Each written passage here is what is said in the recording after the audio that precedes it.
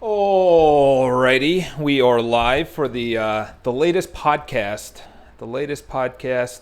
And I did not actually record. So let me record right now. Make sure that everything is good to go. There we go. Little bandwidth issues. But one of the biggest things when it comes down to being successful is you have to actually have energy. Okay, so what does energy mean? Okay, energy means to a lot of people a lot of different things. That could be excitement, that could be enthusiasm, that could be all day energy, that could be just morning energy, that could be laughter for half an hour, that could be going up the staircase without going out of breath. Okay, when I say all day energy, I mean that it's 2:50 p.m. and you've essentially had a ridiculous day thus far, and you're going to have another 2 appointments. You're going to have high energy for that. You're not going to care that it's 4 o'clock or 5 o'clock for those appointments. You're still going to be able to close. Why? Because you have the energy. So this is the thing. Is your body expends a ton of energy to digest everything that you give it. So if you give it shit, it's going to take a while, okay? And I'm talking about big lunches. I'm talking about sodas. I'm talking about complex things that you eat, and then you have this 2 p.m. hangover. And I always thought a 2 p.m. hangover was that I needed more energy. I needed to pick me up. I needed coffee. I needed sugar. But then I actually understood that I was eating way too much. I was eating flour or bread, a lot of meat, protein in there, and just an oversized lunch. And then on top of that, I was actually bored. So that was really the biggest thing, is that I was bored going into the afternoon. So of course nothing happened. I was bored. So at 2 p.m. I said, well, I'm bored. Instead of actually saying, I'm tired because I have no enthusiasm to the work that I'm actually doing, I need more passion to it. This is actually just a separate topic. I was having a meeting with someone today, and there's very interesting studies by social scientists lately that they've talked about passion. You know, everyone talks about follow your passion, make sure you follow your passion. And this is the interesting thing. So swimming is not my passion. Okay, and I'm going to be very careful in the words that I use, psycho-cybernetics, which I'm actually going to reread, because when I read it, it was probably 6-7 years ago, and it was at a very good time to read it because I was talking terribly to myself. And I need to also just, see other areas of improvement. That's the best way to put it. So I don't really like swimming. It's the beginning part of a triathlon. It's kind of the warm up. But this is the thing, is that I'm very good at biking, and I'm even better at running. But if you come out of the water in the back half of the pack, or the back half of the racers, I have to pass all of those people on the bike. And then I have to pass all of those people on the run. On the bike, on a 112-mile course, or on a 56-mile course, if it's a half Ironman, that takes a lot of energy. Passing on your left. It's also very dangerous. You have to go faster than the other riders, and then on hills, and then descending. It's just not good. So this is the funny thing, is going to passion. And the reason I'm bringing up passion is energy. Okay, if you don't have energy, you don't really have any passion. That's in a relationship. It's towards money. It's towards work, jobs, mundane tasks that I just did for my job that I don't want to do, but I have to do to get the deal done. So what they've been saying is, a lot of people say, pursue what you're passionate about. But the problem is, a lot of that doesn't actually pay. All right. A lot of that, the big problem there is that it doesn't pay the needed amount of money. An example is, I don't love to travel, but every girl says, I love to travel. Okay. How do you make that a career? I don't know. Ask my sister, because she has. Okay. Ask an influencer how they're an influencer for fashion and get paid to wear clothes by other people. Ask those people. Are they passionate about that? Yes. I'm not talking about them. I'm talking about all the people that essentially spent so much time getting better at something. It could be basket weaving or leather making or cold calling or sales or marketing or consulting or public speaking, authors, bloggers, whatever the case is, an athlete, whatever it is, they're not passionate about the outcome, winning a championship, getting that big check. They're passionate about their ability to improve during the process. Let me say that again. They are passionate about the ability to improve during the process. So the example is 8 months of swimming this year. God knows how long. 8 months, at least 2 times a week, sometimes 3 times a week. And I hated it. And I can use that terminology because I did. And it's in the past. I didn't like it.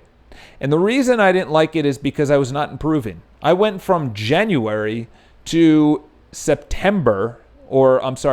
October, and I did not get faster. I was able to swim further, but I did not get faster. I got faster on the bike, and I could bike further. I got better on the run, faster on the run, and I could run faster. On my swim, I didn't enjoy it because I was not improving. This is the interesting part, and I'll get back to the title of this, is that I went to the pool 4 times since the season has ended, which was a week ago, okay? All 4 of those times, my coach had me doing drills that are very short, but very challenging. So the drills would be to put my legs in a band, and I can't use them, and I can only use my arms, okay? I don't know if anyone's ever done that. Maybe the good swimmers or the elite swimmers, they're like, oh, that's easy. To anyone else, you have a fear of drowning. You can't move your feet.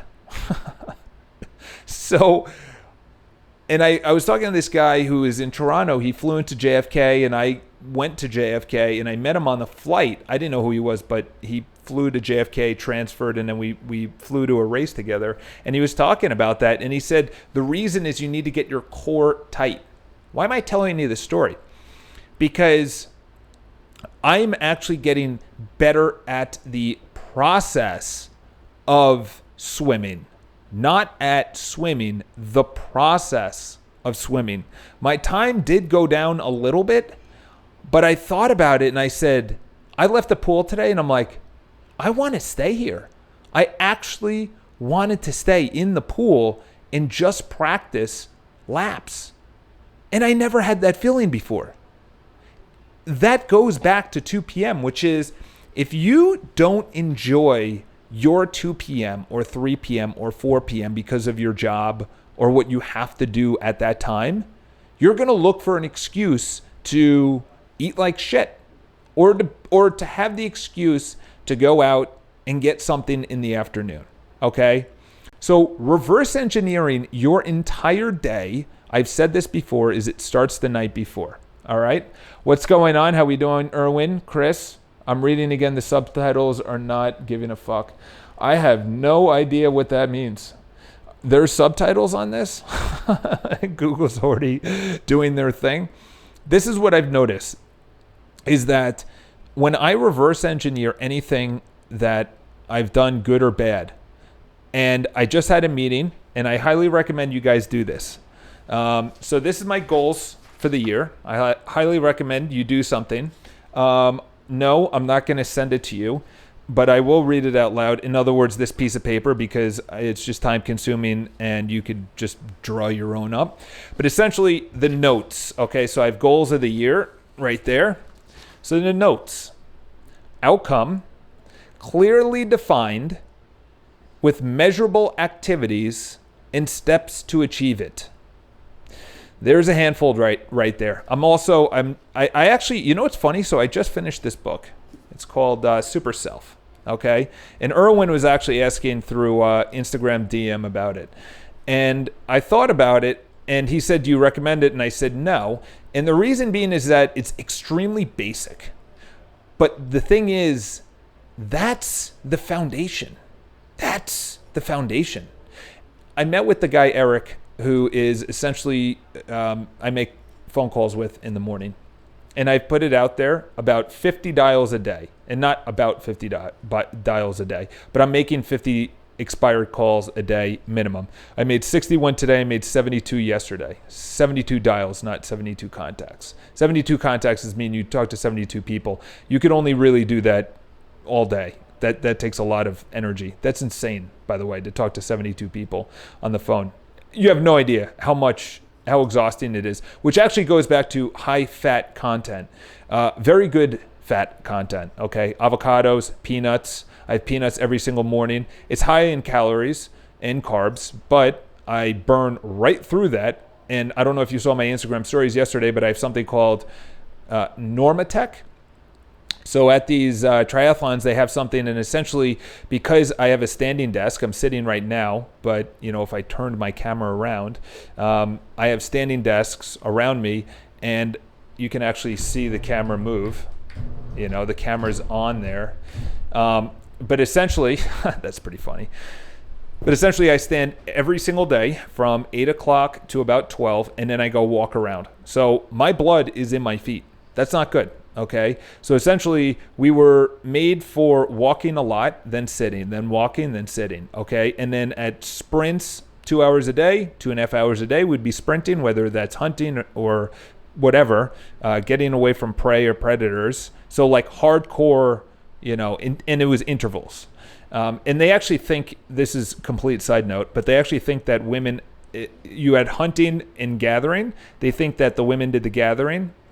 Fruits and berries and things like that, and then the men went and hunted and then kind of brought it together. So for all those people that don't like the opposite gender, male or female, you can go fuck yourself, because we needed each other to survive.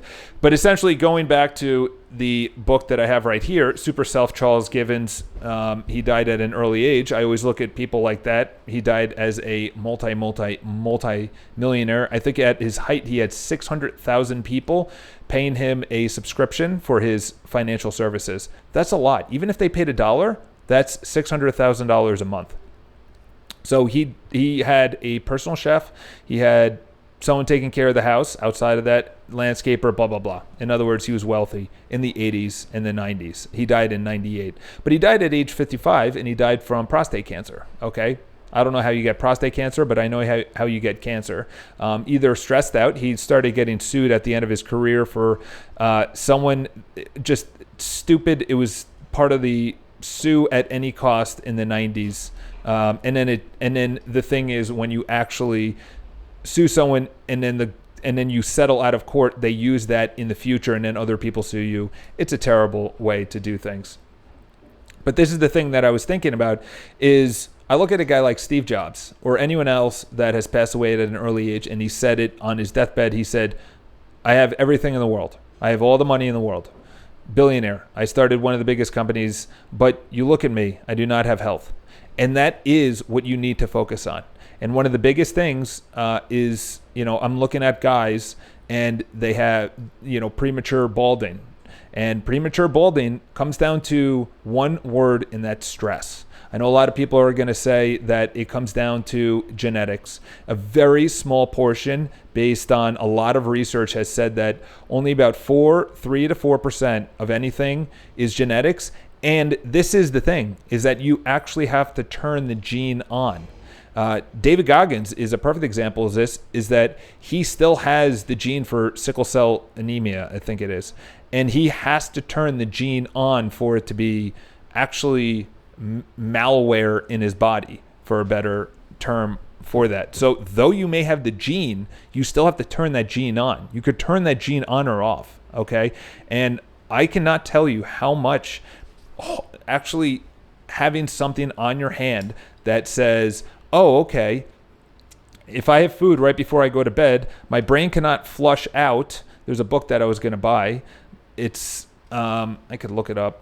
I'm not, but it's essentially living old. the aging paradox, or the something paradox. I don't know. It's in my Amazon cart. But I promised myself to read every single book in my bookshelf before buying new ones, which pisses me off because there's a lot of books in my Amazon bookshelf. This is also what I want to mention when it comes to health, is that when I say reverse engineering, I say literally to the moment. You say, okay, if I feel zonked at a certain time, and zonked means that I am not ready for the afternoon, and that is on multiple days. Okay, sometimes I'm not ready for the afternoon, and I look back and I say, okay, I expended all of my energy doing things I did not want to do. Let me say that again. If you're doing what you want to do, or you're doing something that you don't want to do, but it is a fear of yours, highly recommend the book, Feel the Fear and Do It Anyway. It comes down to one word, okay? It comes down to the word of, I can't handle it. 2 words. I can't handle it. 4 words. I can't handle it. 4 words. It's 4 words. 4 words. I can't handle I have a fear of success. I have a fear of failure. I have a fear of phone calls. I have the fear that I'm not going to be able to handle that I'm not going to get the listing on this phone call. I'm not going to be able to handle if they tell me to jump off a bridge. I can't handle if my business fails. I can't handle if I put out that I have 2020 goals and I'm not going to achieve it. I'm not going to be able to handle the new body. That's a big one for people, is that right now I am in ridiculous shape. Okay. Actually, I was in better shape right before the season ended, but being that it's the off season and whatnot, but I'm going to be in insane shape next year, just mental shape. Since I've stopped going as intensely to the gym, my resting heart rate, listen to this is crazy, via Garmin, which I recommend. I checked it out on my phone. I hate my phone. I hope I go to a flip phone even sooner. That's actually one of my goals on here. I have all the way, I printed out only about 2 or 3 years of it, but my flip phone goal is 2021. Right there, flip phone goal. Q1, see if that's on there. Q1, 2021. I'm going to be 36. That's really bold. To go to a flip phone, I'm going to need a full-time personal assistant. I don't know. That's going to be bold.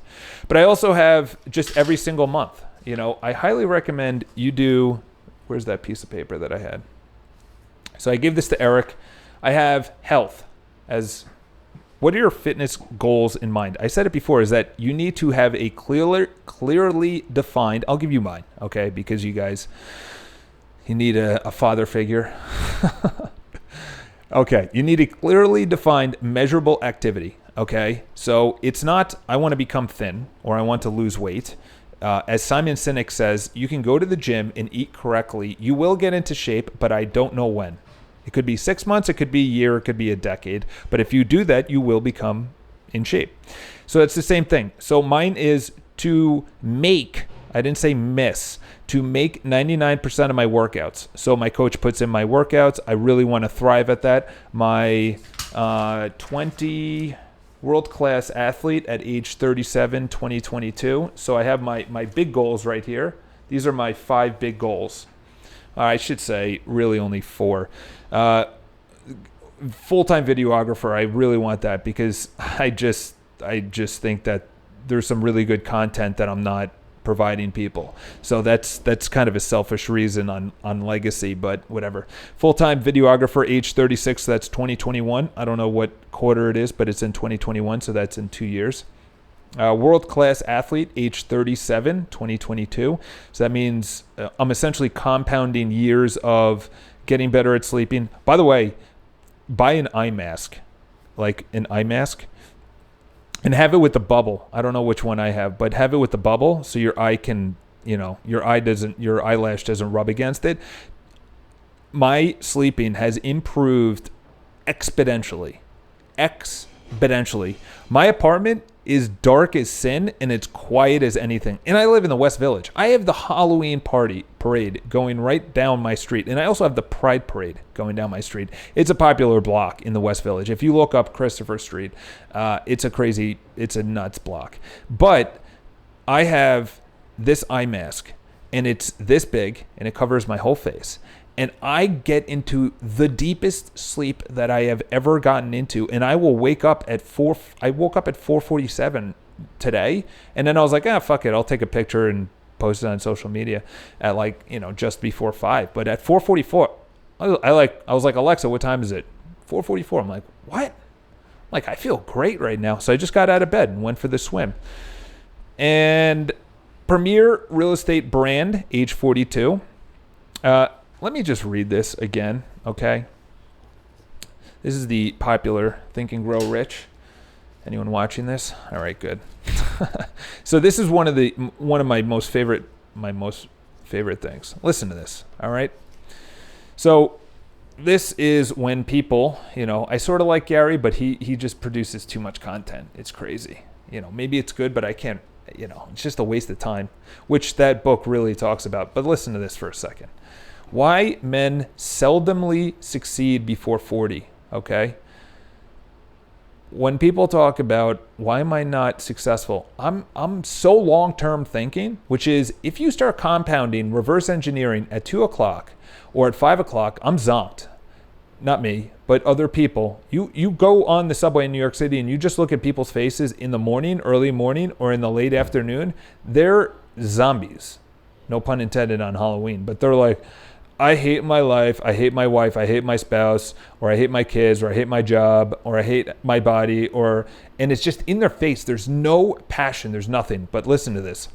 He goes, I discovered from the analysis of 25,000 people that men who succeed in an outstanding way seldomly do it before the age of 40 and more often do not strike their real pace.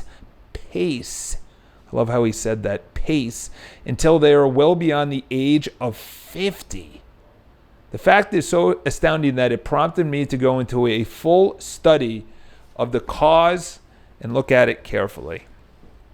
Okay? Why do I bring that up? Because it's the longevity of looking back at your daily life. I just bought another book. And it's more of a journal, and it's 100 Days to Success. And I actually like it. I like the outline. It's $7. I'll test it out, see how it is. But I really like journaling, and the reason I like journaling is because I need to get my thoughts out and just brain dump. And essentially the reason he says that is that, he calls it sexual transmutation, which is essentially as males, we have this built up, obviously testosterone makes you bolder, aggressive, more confident, things like that as you have higher T and you don't, play with yourself too much. God, all those guys out there just walking around aimlessly. This is the thing, is when you actually use that, as he says there, and you don't use it for sexual gratification or partying or drinking or doing anything but towards your craft. And going back to the original point of this is that if you put it towards your craft and you actually say in there, I'm going to get better, you'll actually start enjoying the thing. So if you think about all the people that they studied, I forgot what book it was, and they studied and they said that they set out not to be a master or the one that is the best of whatever it was, the craftsman. It's just they started incrementally getting better, and then they enjoyed themselves getting better. So then they actually enjoyed the process, and then they enjoyed getting better, and then out of nowhere they became a master like 10 years later. And they didn't set out to become a master. They set out to just get a little bit better, and then it became their passion. So when people are like, follow your passion, it's like, really what you should be saying is follow what you're really good at. And as long as you can monetize that and you can see clear just improvement, 1% better every single day. For me, it's the swimming. The reason I didn't like swimming is because I wasn't getting better. And then what my coach said, instead of red lighting the engine and doing 4,000 yards, let's just dial it back to 2,000 yards, which is only about 35 to 40 minutes in the pool, but you work on just one area. You just work on the catch, which is putting your hand, your fingers below your wrist, below your elbows, below your shoulders, and pulling back, which is the pull, and then finish right by your hip. And she goes, just work on that. And then today I'm usually at 2 minutes per 100 yards, which is terrible. Okay. That's probably the slowest out of, I'm like in the top 5% of all swimmers. I suck at swimming. No, Charles, you're really good. Psycho-Cybernetics. What to Say When You Talk to Yourself. Great 2 books. But this is the thing is when I started to actually improve, I swam at 12 seconds faster. I swam at 148 per 100 yards today. And I wasn't even trying, and I wasn't even going fast. That's the difference. I started to enjoy it because I started to improve. So look at the things that you need to improve on. So there's really 2 things. If you look at all the people that are comedians or do anything publicly, they were so fearful of it. And the thing is, that was the thrill. There was a recent interview with, what's his name? One of the comedians on Lewis Howes, and he said something. By the way, the guy, who's that guy that started, like the episode of Seinfeld when George's girlfriend can't have sex for a while, so he becomes a genius. Yeah, that's actually really funny. Yeah, good one there. I like that. What's his name that started the Bulletproof thing? The guy's all into biohacking, but he looks like he's 60. All right. The guy has made a hell of a business. He's wearing the orange amber glasses, which is obviously, blocking blue light. And he just really turns me off. And I think people can see through that, that snake oil salesmanship. I know this will probably come back and bite me when I interview him in like 10 years. I don't know. It's not my style, what he does. But going back to essentially the comedian, forgetting his name, but he said that he was really fearful of public speaking. That's what thrilled him. So there's 2 things, like I said. I was telling Eric today is that I don't like making I don't like making cold calls, but I know it's necessary. I don't want to be calling someone and saying, hey, listen, your home just came off the market. I know you're getting a lot of calls from other brokers, and I'm one of them. Are you willing to relist? By the way, the people next door are moving in. I feel like just putting their head through the glass window. They're making all this fucking noise.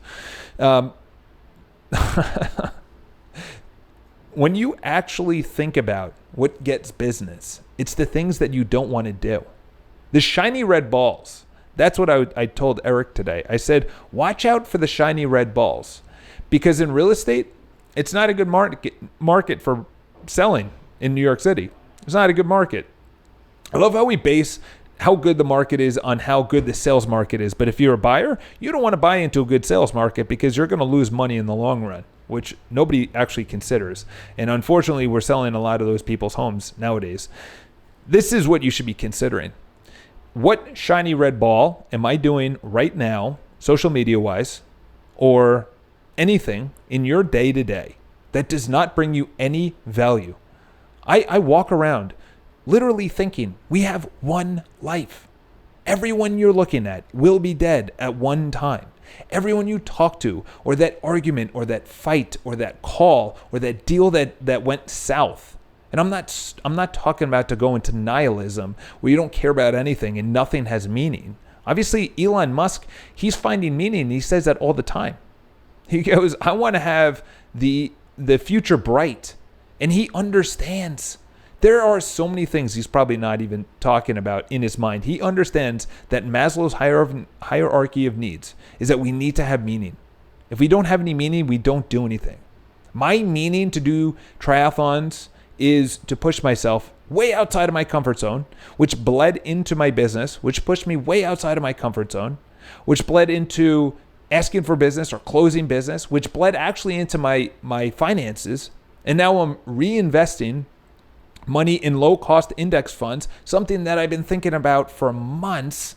And now as I'm going towards the end of the year, I'm getting my finances in order. So I'm splitting literally a crevice between my personal and my business finances. And that all started from triathlons, which went into cold calls, which was leadership for Eric, which was also understanding that my finances are priority and I need to start now, which led into the basics of this book. The basics of this book. And then I looked online and I was like, you know what? I want to go into more basics, because these are people that are very smart and they've sifted through everything. They've sifted through all the shiny red balls that essentially say, hey, listen, I understand that you could be having all these subscriptions, Netflix, YouTube, Hulu, everything when it comes to content. You could have subscriptions to things that give you things every single month.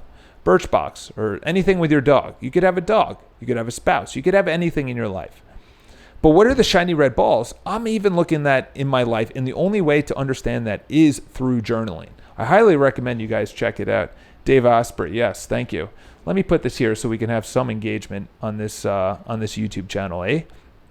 Little Canadian on you.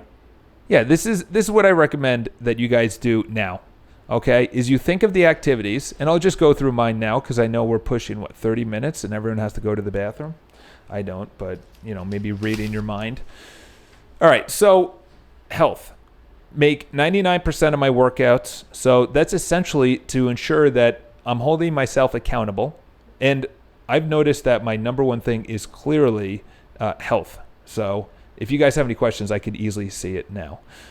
Continue to stretch nightly, okay? I cannot recommend stretching at night. I didn't stretch last night, and my knees felt like someone had it and they're squeezing them like a grapefruit. Hydrate is another thing. Highly recommend you hydrate and you stretch nightly. And stretching nightly, this is what I also recommend, is that you put in earbuds. And my earbuds is, I don't know if this sound will come out, but this is the sound that I have. Ever Music is a great little app, and it is, I think it's this one. Let's see if it's on too high of a speed. Yeah. I don't know if you could hear that.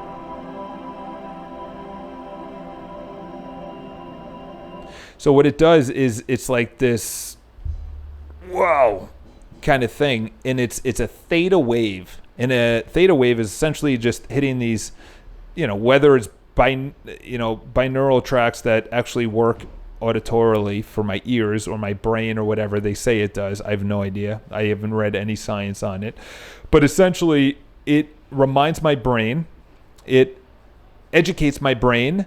So I put in my Bose noise canceling, and the reason I said noise canceling is I highly recommend you get noise canceling so you don't have any neighbors or any other outside thing. And my lights are extremely dim, barely see in my apartment. And I sit there and I stretch for 10 minutes, and it gets me ready for bed, and it gets me prepped for the next day, and it puts me in the state of mind, and that's it. I haven't looked at my phone for half an hour. I haven't thought about work for at least an hour, and I just lost deals. That's a good microphone you've got. What brand is it? The one that I'm using to do this podcast is a piece of shit. It's a Rode mic. This thing is $300 right here, and the cord doesn't work. I've been trying to get I don't know. I gotta Google these things. Listen, if it's a good microphone, I'm just gonna send back the Rode. But this is the Rode. It's tiny. That's what she said. Yeah. So if that's what you like, then go get it. It's probably only $100. I don't know. It might be even less. Leave my phone at work at least once a week, so we're under health. If you guys don't care, then you don't care. But leave my phone at work at least once a week. So this is under health, and there's other things. So I wrote example, and I'm reading off of this thing that I give agents, and I'm going to do this every single year. And by the way, this was in beta testing, and I'm going to change it around, but there's other examples that I gave for agents to fill out, and I say agents because I'm thinking towards the future. So health, example, go to bed at 9:30. So for me, I go to bed at 9 or earlier. Why? Because 9 o'clock is 8 hours of sleep until 5. If I'm waking up at 4, I have to be in bed by 8. Yes, that's crazy to people, but I am a morning person. I used to be a night person, and then I noticed nothing good at night happens besides drinking and staying up late. So that's why I don't do it. Gym 20 minutes a day. Do you notice that all of these are activities? That's what you have to do. Example, go to bed at 9:30. Okay, that's an activity. That's not get better rest. That's not wake up earlier. What kind of outcome is that? Go to bed at 9:30. Okay, so if yours is be a morning person, go to bed earlier and talk about what I just did. That's the easiest way. Gym 20 minutes a day, eat 4 salads a week, meditate 5 minutes before work, whatever it is for you. Journal, it's up to you. Wealth, here we go. Earn X dollars for retirement or towards investment. Pay debt $100 a month. So those are activities. So in other words, you're earning a certain amount, but ironically enough is that only 4 salads a week. Those are examples. I have the exact same thing every single day. And I've been working 7 days a week. I would say, the weekends, it's a little bit more on the activities that I need to do to move the business forward. I just hired out a VA, a virtual assistant, and she's been doing so much of my business. It's crazy.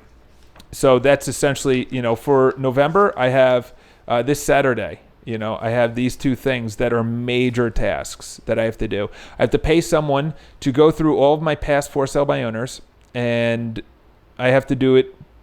I have to literally write out the task. I can't bring my computer monitor around, and then also to do my current lists every single morning. I have to find someone to do that at 8 a.m. to make sure it's loaded up by 8:20 p.m., 8:20 a.m. So I could start calling at 8:30 a.m. every single day because I want to be the first person that they hear from.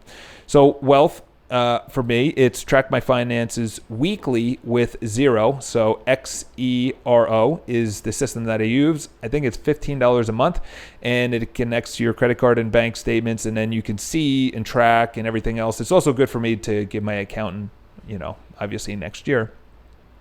Understand the P&L monthly and how much everything costs per lead, per sale, per agent, blah, blah, blah. Love. My dad's, not in ideal health. So, I always say, he only has a couple of years left, unfortunately. And that's, some people think it's grim, or I look at it and I accept the inevitable. And I say every minute I talk to him is important. Every time I spend with him is important, because there is an incredible blog out there. It's called Wait But Why. And I actually downloaded it. I gave him $10 or $15, what it is, for whatever it was, because I just respected the blog post so much. I was like, thank you for bringing this to my awareness. But he has all the days that we're alive. And it showed that 80% of our time that we're going to spend with our parents or whoever raised you, 80% of the time is finished by age 25. And then only 20%, because you're seeing them every single day for that amount of time frame. And then once you move out, hopefully you're out of your parents' home by 25. If you're not, then I would highly recommend you do, because not many girls would date you. And also it's just respect and confidence level for your own as a man. So you then only see them, Christmas, Thanksgiving, Easter, a birthday, whatever, if you have religious holidays or July 4th or Memorial Day or whatever, I see my parents maybe 6 times a year, 7 times a year. But if I multiply that over 4 or 5 years, that's only 35 times. That's crazy to actually think about. 35 times. That's the only time I'm actually going to be seeing my parents. So that's going to be in love. Love, personal, whatever you want to say. Seek a partner. Be done by 5 p.m. for work, so you could be with your partner or kids or whatever. Those are examples. Mine are to make an effort to mail my parents once a week. So in other words, write a card. My dad really likes cards. Text my dad once a week. Obviously, it's about him because, he pretty much made me who I am. And obviously my mom. Open myself to one date. I love how I said open myself to one date every 2 weeks. So that's been a tough thing, is that I don't know. I'm just not really seeing the quality of the girls that I really want to date. That's as honest as it gets right there. For work. Prospecting 50, I already put that on social media, 50 calls a day. So the way that I'm going to do it, and I highly recommend you do it, I actually told Eric today. So this is a perfect example of that. This should actually be put out there for the world to see, because they would be really beneficial to them.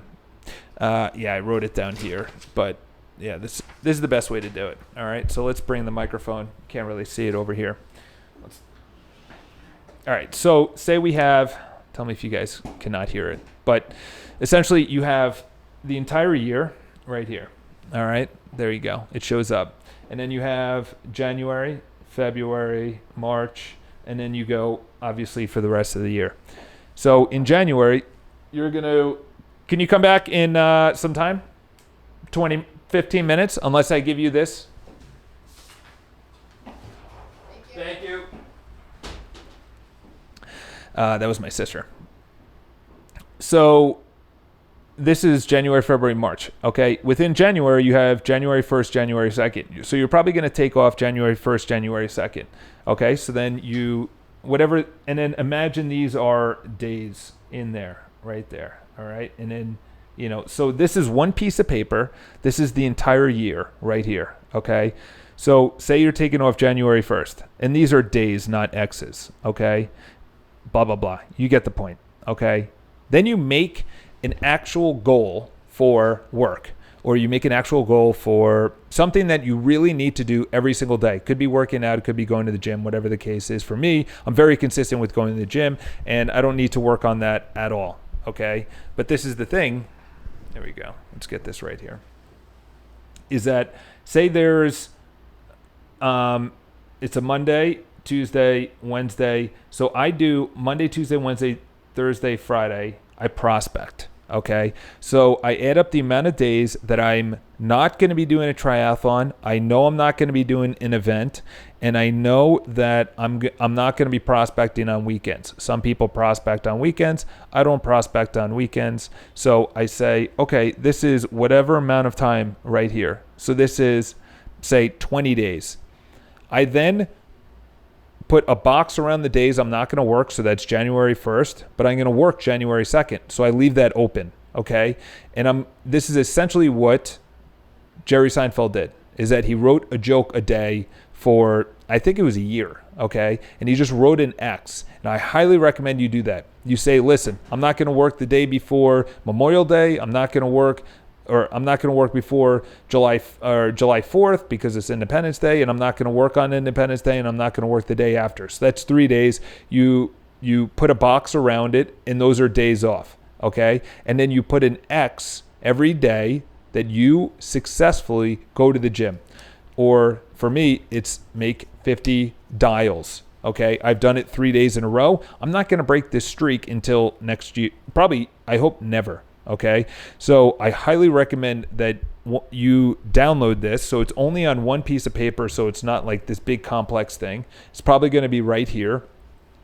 And went to California or something, more women invited there. Yeah, talking about women. Totally different. But I highly recommend that you guys actually do that, which is essentially this thing in an area that you see every single day. And if it's to go to the gym or to ask a girl out or to ask for business, it has to be quantifiable, or pay $100 towards my investment account, or to save $5, or not to, buy a coffee. And then you put an X through that, and then you don't want to break the streak. And it also feels good the longer the streak. Is there going to be a time? Yes, potentially you break the streak, but it's not about the streak. It's not about breaking the streak. It's about the longevity of the streak, and that you get right back on the horse. So you don't allow yourself more than a day to do anything besides get right back on the horse. All right. So highly recommend you guys do that, and you actually do what I'm talking about right here, which is you have 4 areas of life: health, wealth, love, which is also personal, and work. Okay. You can really only focus on two areas really hard. So for me, it's health and work. Okay, so my finances, I just auto debit and it goes into a low cost index fund, and it's just I'm not paying attention. In the future, I'm going to be paying attention because I'm going to have money to be able to buy multifamily homes. So at that time, I'm going to be focusing on multifamily homes, which is my money, and getting income from that. That's many years out, but at that time, it's going to be different. On here, age 44, 2029, great father, That's relationships. That's going to be a big part of my life now, And then also right before that, global speaker, age 43, 2028. So global speaker, hopefully I'm going to be speaking, I get on the speaking circuit, probably I think 2022, right around there, start speaking at colleges and whatnot. Launch speaking. There you go. Q3 2021. I don't know. I think that's a little ambitious, but we'll see. I really want to just build up my systems. So a system is when I get a listing, when I get a client, when I close a deal, when I do anything, I have the exact same things that I do every single day. That's in the E-Myth. Highly recommend you check that out. That's a great book. And that just taught me the possibility of scaling a business. If you are in the business and you are doing everything about the business, then you are essentially the business. And if you leave, and perfect example, I left, Eric didn't prospect. That means I don't have a scalable business right now because I have no accountability for him and it's not him, it's me to build out the accountability for him when I'm not here. It's really what it comes down to. Okay. So when no one's looking, that's really when it is. I'll give you an example. This morning, I was walking to the subway. It was 5:15. It was raining. It wasn't pouring rain, but it was raining. It was dark. It was cold. It was windy. And I was like, this is the time I become, as I wrote here, a world-class athlete, age 37, 2022, year 2022, world-class athlete. It starts by having 4:44, I wake up, I'm alive, I'm excited, and then I'm going, no one's seeing that. That's not on camera. That's not getting vlogged. I'm not posting selfies about it. Nobody knows, except you guys, because I just told you. But imagine how many people are doing that right now that are your competitors, the people that are actually doing this to get better. The amount of people that are going to not be in real estate. World-class athlete is, when you are I would say world-class athlete when I am competitive. It's more of a feeling, which is tough. Some people say, oh, I didn't have a good race. Meanwhile, they crushed, or I didn't have a good game. Meanwhile, they blew out the component or the opponent. When I raced in Louisville, I did a 8:45, I think it was 8:45 per minute mile, and then 18 miles an hour on the bike, averaged for 112 miles. There was no swim. But that's the thing, is that those were my goals. So it's essentially meeting my goals. And the reason I say a world-class athlete is because I don't just say a good athlete, elite athlete. What the fuck does that mean? I say a world-class athlete because when I put the amount of time that I do into training, I expect that to come out in race day. But this is very interesting, is that a lot of people, when they say that they are confident about a race or about something or making calls or something else, it's because you got someone in the background. That's funny. Office mate. This is the funny thing. They're confident going into the race. And the reason they're confident going into the race is because they put in the effort. They put in the time. They've seen how they can actually run a marathon or bike 112 miles in a certain amount of time. So they expect to do that. That's preparation. All right. Do you think that no swim means point in training longer because you have to wait for the Ironman status? So they said you're an Ironman, which, obviously I don't consider an Ironman, a full Ironman. But they actually, the only thing that really matters about it, so there's something called legacy to make Kona. So Kona is the World Championships in Kona, Hawaii. It's on the big island of Hawaii. And essentially it's the hardest race by far. It's really hot. It's exposed, which means that there's no trees. You're in the lava fields, literally the lava fields. You're running through lava fields. And there's just one road, Queen K, that goes out. And it's a brutal swim out in the ocean, and then it's a brutal bike, really hot. A lot of people did not finish the swim. A lot of people did not finish the bike. A lot of people did not finish the run. You lose a lot of fluids. It's really hard. That is my goal. That is my dream. So the way that I've planned it out is there's only a couple ways to make it. One is that you bid on a ticket to make it, which is $25,000. I'm not going to have $25,000 within the next 5 or 6 years to just blow in Kona, because it's another 10 grand to go to Kona and stay in Kona, probably like 8 grand to go in Kona and everything else. Because you have to go there for the week. And obviously you want to. And obviously when you're staying there, it's expensive because it's race week and everyone there has money because they're triathletes and this is all they do. And they have $10,000 to $30,000 bikes. It's crazy.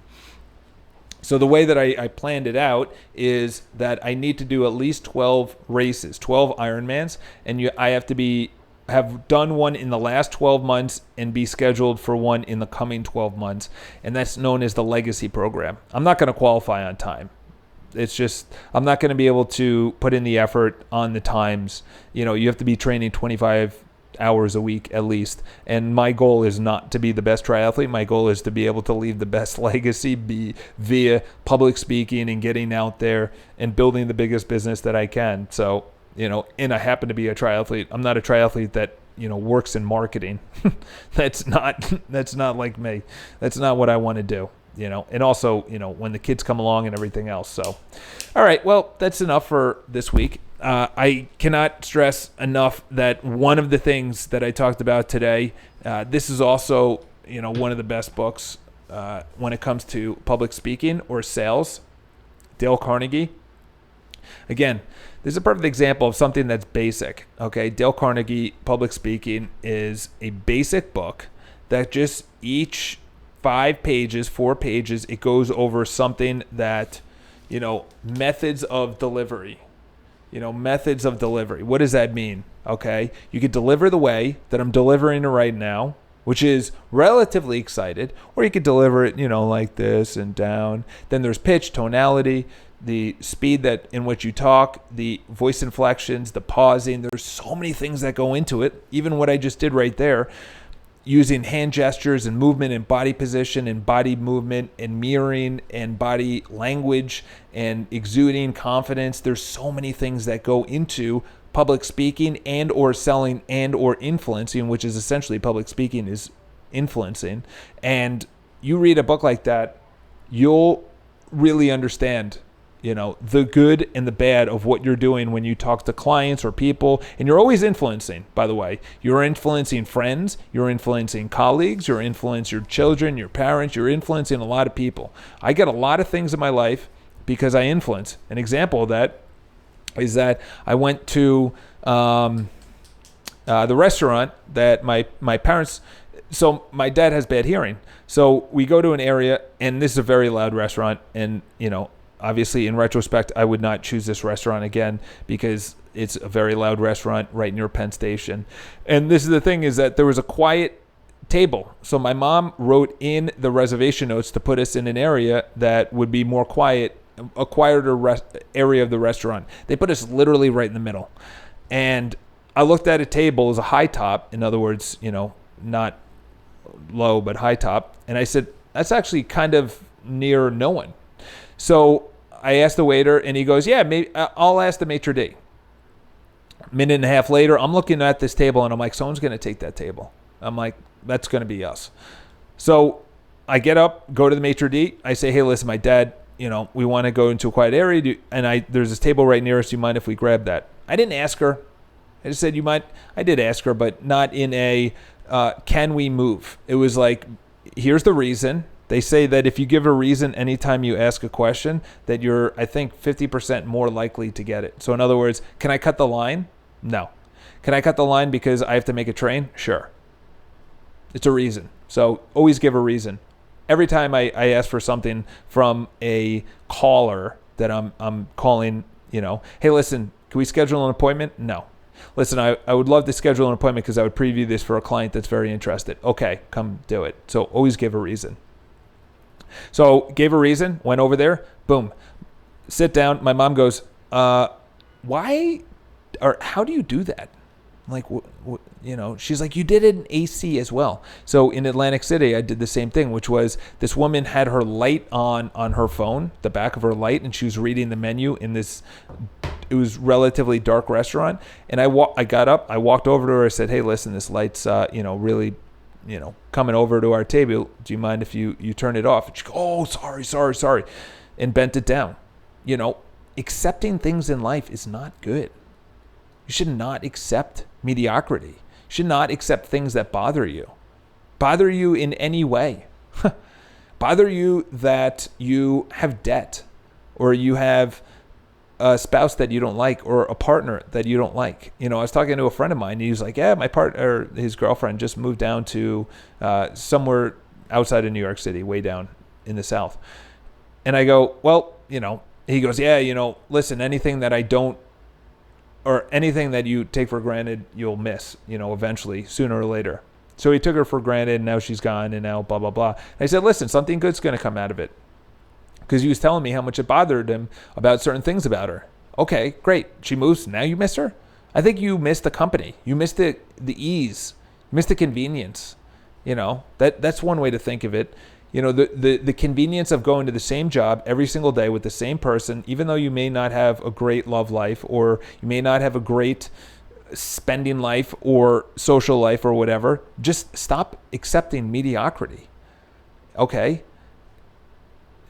People look at me all the time because of the way I walk around. Like I walk around just, I'm not throwing a smile around all the time, but, I'm walking around, excited.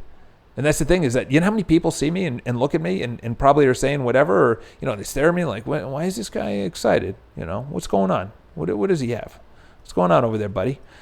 That's the thing. If you're not standing out, you will get haters. You will get people. Grant Cardone said it perfectly. He said, and especially when it comes to activities. Activities is the biggest thing. If you think about it, he said this, he quoted this beautiful quote: don't lower your goal, up your activity. Don't lower your goal to a certain dollar amount, make more calls. Don't lower your goal on weight loss, eat better, and go to the gym more intensely. Maybe you're not sweating enough. I knew this moment. She said she hated Sundays now because her fiance is miserable and he has to work the next day and makes her miserable. Yeah, exactly. Really, there's only about, and by the way, this is the same for you, is that really you only want to hang out with about 10% of the people in this world. Maybe 5%, maybe even 1%. If it really boils down to it, probably about 1% of this world that you really truly want to hang out with. And then you compound that with how many people you do hang out with, or how many people you give your time and attention to. And then you think about it and you go, wow, I should really see who I'm spending my time with. How do you find those 1%? You will attract them. Here's an example. This guy had an Ironman shirt on, and obviously it's what I do. But if someone had a book, I would ask him, how's that book? This girl was in the subway. She had a book by the guy that's written all of the great biographies. Cherow, forgot his name. He wrote the book called Titan, and he wrote a bunch of books. And there's also, so I said, it was about the Wright brothers. That's who wrote it. And I actually ended up buying it because this girl was sitting there and she was reading it. I said, is that a new book? And she goes, yeah, it's great. It's amazing. You should pick it up. I bought it. I haven't read it, but it's sitting in my bookshelf. But that's someone I would attract into my life. This other guy at the gym, he had an Ironman shirt on. So I asked him. So we exchanged contact information. He texted me this morning. I said, we should go out for a ride. This guy, he is from South America, has a family here, is raising his family here. So that means he has money, because you can't raise a family. You need to have at least $3 to $4 million house to raise a family with people and children and everything else. He did Atlantic City, so we jived off of that. He's done multiple Ironmans and everything else. So whatever your crew is, that could be chess, that could be checkers, that could be vlogging. Vloggers hang out with other vloggers, skiers hang out with other skiers. And then within the skiers, there's better skiers, and those are the people you really want to be hanging out with. You attract them into your life with your personality on who you are. That's the biggest thing. Biggest thing is not, yes, you have to go seek it out, but it's who you are and actually putting yourself out there every once in a while. What about toxic people who are extended family? Yeah, I just don't even really talk with them, at family gatherings or outside of family gatherings at all. Once a year, twice a year, I'm fine with that. I don't have any toxic friends, but I cut all my toxic friends out. And how I did it was I just spent less time with them. What is your focus is really what you should be. Just brain dump tonight and just say, hey, listen, what is my focus tonight? What is my focus tomorrow? If my focus is to be a great person, to get 1% better, to be a world-class athlete, I don't become a world-class athlete at age 37, as I have it down here, 2022. I don't become a world-class athlete in whatever year it's 3 years. 3 years out. I don't become a world-class athlete in 3 years. I become a world-class athlete by waking up at 4:40, eating correctly, going to the gym at 5:15, 5:20, and swimming and getting better. That's a world-class athlete. By saving $5,000 and putting it towards my low-cost index fund because of a commission check that I would put it in my bank account and I would probably spend it. I would probably buy a new bike. But a triathlon bike is the last thing on my mind right now. The first thing on my mind is, where are my subscriptions going? So all subscriptions for, this news for real estate, this thing, Canva or Google Business or anything, all my subscriptions. Cancel them or just say, I'm going to utilize this, and then look at your income. Okay, that's wealth. Okay, it's not big. I'm not going to be able to buy a multifamily home because of the $5,000 I just put in my low-cost index fund at Vanguard. And by the way, it went down in value since I put it in. But I'm also not taking it out tomorrow, so why the fuck am I looking? The reason being is that I'm short-term thinking, okay, at that time and saying, oh man, it went down in value. Yeah, but you're going to take this out in probably, age 42, 2027? So it doesn't start then. It starts now. The guy Cranston, that was the actor for whatever that show is, Breaking Bad. He got the part at 50-something years old? They're like, oh my God, where'd he come from? By the way, he was the dad in Malcolm in the Middle. And before that, he said, yeah, it was a 30-year overnight success. He was working on it for 30 years. He got the biggest part of his life at 50-something. What did I say? What did I just read in this book? Most men, women, do not get successful until they're in their 40s. And most of them until their 50s. Cranston, right there. Perfect example. So if there is short-term thinking, write out your long-term goals and then say, okay, what is my daily activities to get there? Why do I have no energy at 2 p.m. to go back to the video? Oh, I ate a large lunch. Okay, 1% better. Let's not have bread. Let's just do chicken and salad or chicken parmesan. Okay, I still feel like shit. Okay, let's do just nice grilled chicken. Still feeling a little groggy. Okay, let's just do half of that chicken in a salad. Oh, I'm feeling better. Maybe you cut out the chicken and you just go with the salad. It's not, you don't go from this big hero to a salad and then you consistently stay with that, because that's not your identity. But over time, that 1% really adds up. And I'm nowhere near where I want to be. That's why I'm writing my goals. The biggest fear is that I reach a point where, as David Goggins talks about, he gets comfortable. Nobody wants to reach that point. I'm comfortable. Comfortable what? What are you doing? Comfortable staying the same, not improving, not getting better? Great. I'll see you pissed off at 65, playing golf. How many rounds of golf can you play? Be a Bob Proctor. We know how much Chris likes him. It's his boyfriend over here. But it's a great example. Grant Cardone is another one. I'm not the biggest fan of Grant Cardone, but I like that he's putting out good advice. He's being a good father. He's being a good role model. I'm not always in tune with all of his stuff. Bob Proctor as well. I understand. What I really like about him is that he's hustling at age 84. That's amazing.